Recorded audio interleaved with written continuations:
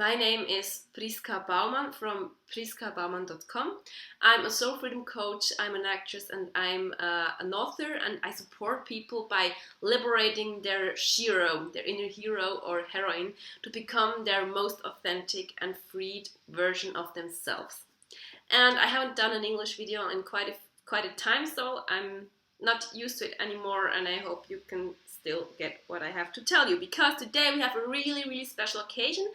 The wonderful Daniela from deeperthanThat.at has nominated me for the most favorite blog award, and I'm so happy and grateful. Thank you so much, Daniela. I really love your work, and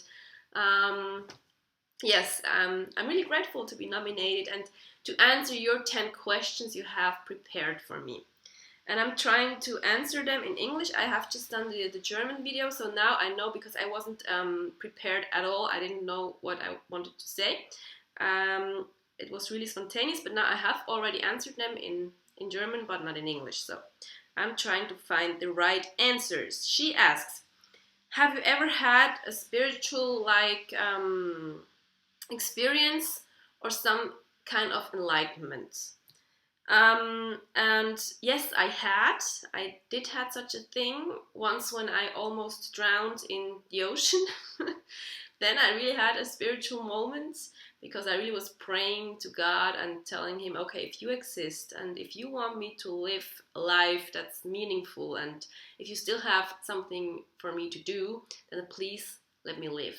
And I was in a streaming, I hope it's the right word, and all of a sudden I could feel the ground again beneath my feet, and I could swim from one hill to the other, so I can reach the beach after all. And after my Reiki initiation, I really had a big moment of enlightenment, and I could feel all feelings together in one, and I was almost exploding. And that was the first time when I got in touch with the angels as well. So I had several moments of these, but they didn't last. I'm not an enlightened one now because of that.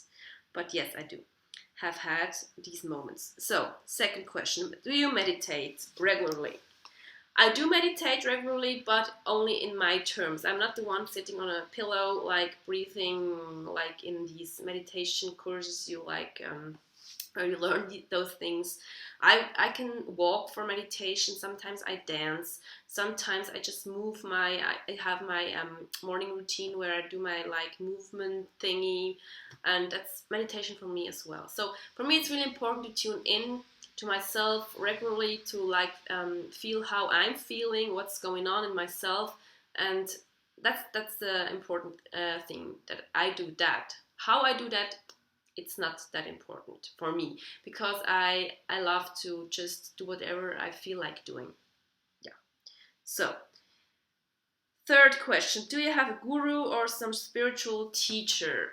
I have many role models in very various kinds of parts in my life, in acting things, in spiritual things, in business things.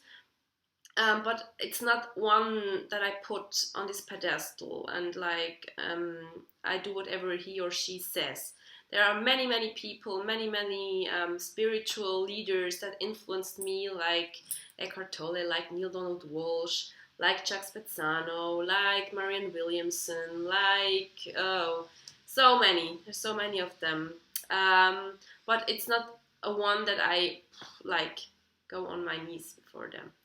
And I think I'm my own guru, because I trust my inner voice, and I think every one of us is connected to the source, so we can get our own information. And if we learn to trust our heart's calling and our gut's feeling, our intuition, we can't go wrong. So we don't need anybody to tell us what we have to do or which road we have to take. So no, I don't have just this one guru.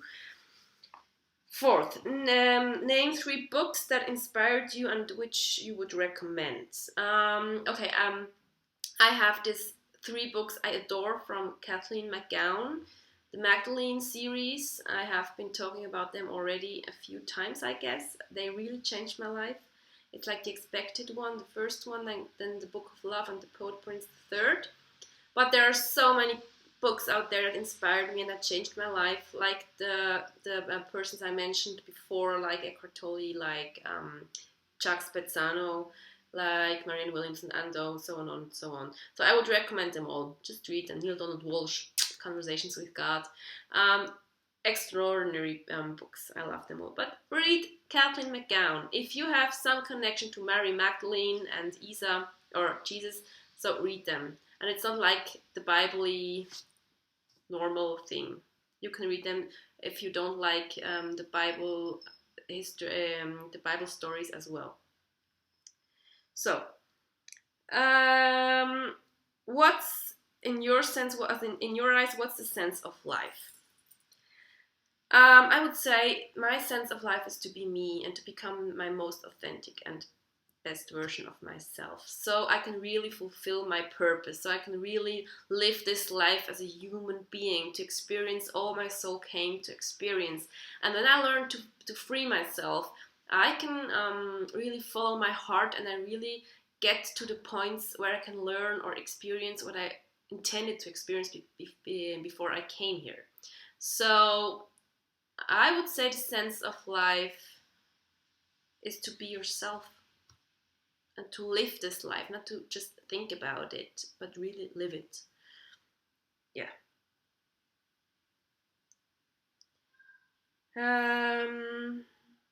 Sorry, I've lost it. Here, 6. Since when are you interested in topics like yoga, meditation, and so on? Okay, I've been always interested in things like that, really. I have been like interested in cards, like decks, in like the spiritual stuff since I can think of, but I have never get in touch so intensively. Is this the pronunciation? I don't know.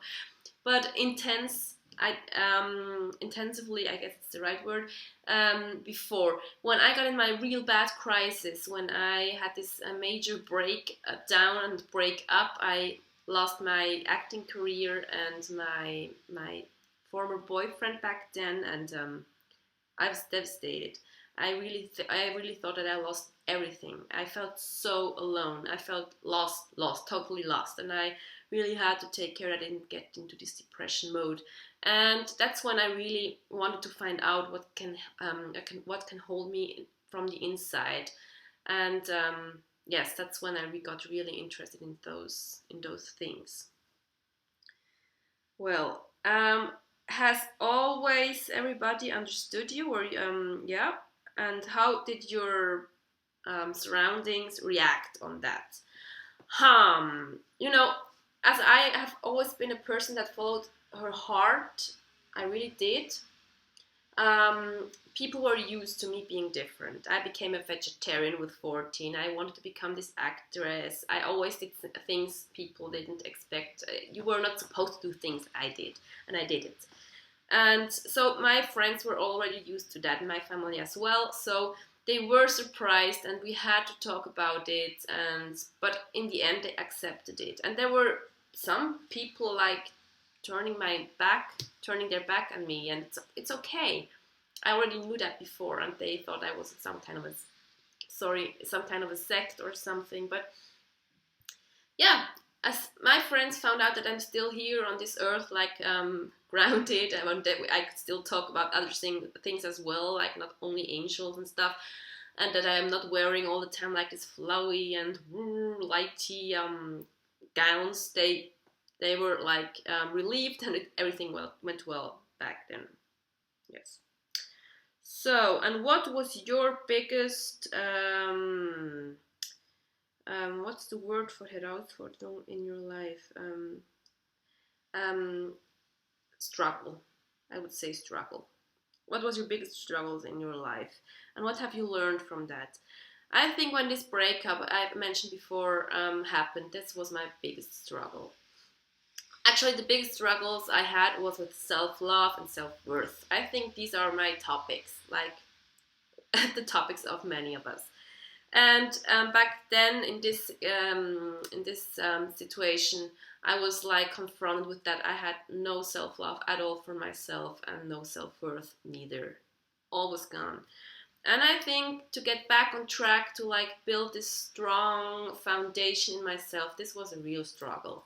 And I fell so hard on my face, and it hurt like hell, and I felt the most lost and the most isolated and the most alone as ever in the world back then. But yeah, I've learned, and that's the thing, I've learned that there's nothing good and bad in life, that the things that seem bad in first hands turn out to be the most amazing things, and that you are always at the perfect place in your life. You can't do no wrong. There is no wrong in life. You can't do a mistake. There are no mistakes. You're learning from everything, from the good and the bad. And your soul experiences the things in the good and the bad. And I have to, if I look back, all the things that were so hurtful and crappy and painful, they turned out to be the most treasured experiences, because they craved out the person I am today. Yeah, and therefore I'm forever grateful. So, nothing is as it seems. Good. What would you suggest a young person who is on his or her search? What would you say to them? Okay, trust life, and follow your heart, and trust your gut's feeling. For God's sake, trust your own intuition, because it leads your way. And really, the thing is, that I mentioned before, you're always at the right place. In every given time, you're at the right place. You can't make a mistake. You can always choose how you want to see the situation. If you choose the eyes of love or the eyes of separation, and how you judge this. Do you want to see the good, or do you want to see the bad? Do you embrace the pain and grow from it, or you reject it and you're in this forever fight? So it's always my decision, and that's when the power flows back to me, because I can decide how I want to see it. I can't influence and control everything out of me, but I can control how I react. And I got to choose. I could choose every second in my life. So I would say that to you, if you are a young person asking me this question. And the last question is, what is your biggest goal in your life? And my biggest goal in my life is to love and to be loved in return, like in Moulin Rouge. Sorry, my romantic heart. No, the thing is, I guess my goal in life is, when I die, to look back on a rich and lived life. That I can say, I have experienced this life. I have been in this human body. I have lived this life. I don't regret not having done things I really wanted to do. I have had my trials and tribulations. I had my big successes and my great failures. I have loved. I have done all the things my soul craved to do. And I was alive. I was a human being. And I did not waste it on some conditioned stuff people told me to do. And really, I want to live this life with all the good and the bad. And I want to really experience love in this human vessel I am. Experience love and to spread the love. Yeah, that's my goal for my life. Well, thank you so much for being here, and thank you, Daniela, so very much for these amazing questions. If you have any question for me concerning these questions, or another one from my personal life, or if you have any other question like on life in general which you want me to discuss about, like to bring some light in to hear my opinion, please send me an email to soulfreedom@priskabaumann.com, and I will love to make a video with your question. And if you would like to answer these questions Daniela gave me, please feel free to go over on priskabaumann.com. I know it's all in German, but I will put the link below, and there you can just write your own answers to my questions below the German blog post. Okay? Because most people that read my blog speak English anyways. Well, so thank you so very much for being here and making a difference in this world, and I'm wishing you just all the best. Oh, it's already 15 minutes, such a long time. Sorry, I already in a German version it was so long. So well, I'm going to like wrap it up now. Thank you so much. Have a wonderful time. Be the love, share the love. Bye.